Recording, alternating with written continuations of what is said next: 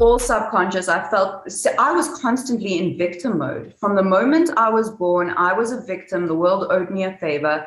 And I think I felt like, I don't really fit in at school. I need to get pretty. I need to do something to make myself feel attractive, and then slipped into that world. I didn't plan it out. But looking back on it now in hindsight, it was me playing the victim to keep myself sick, or me playing the victim so that I could be special and different in school.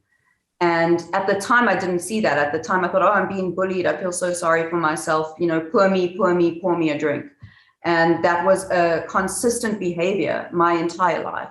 Yeah. What was going on at home? Because I know you've made reference to, from what I can gather, your parents had separated, divorced? Yeah.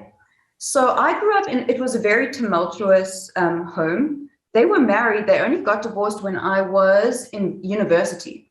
So during that whole stretch of time, it was a very scary environment as a child. Like when your parents close the door and you hear the screaming and the shouting, and it's just constant fear.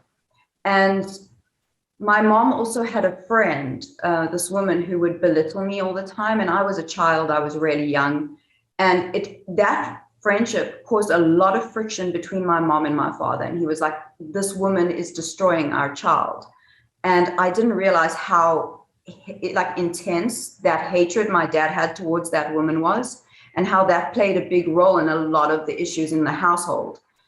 And as time went by, my dad started working outside of Johannesburg, where we stay. And he was away for long periods of time. He would travel overseas to Hong Kong for long periods of time and come back. And it was very disconnected, incredibly disconnected.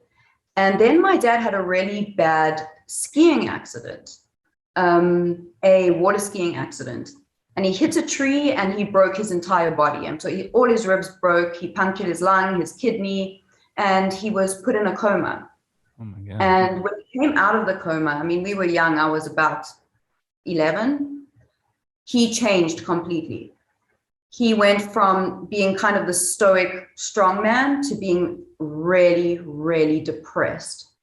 And that's when also everything started to change.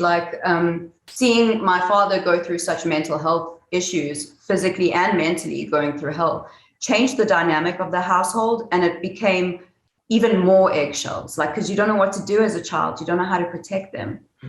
And my parents would split up, get back together, split up, get back together. And I could go on for days about this, but just one more thing about that. My dad's family were horrific people. And I say this with I don't care. I hope they're listening to this. They were terrible to my father. They were terrible to me. They were terrible to my mother. And he was struggling in his family environment. So he didn't really know how to deal with a family, as a father, because he never had that. And it was just tumultuous from the get-go. There were definitely affairs and stuff like that going on. It was dodgy. It was dodgy, to say the least. But he was a good dad. He was always a good dad. And then I found out when I was in my final year of high school that my parents had actually been married to each other before.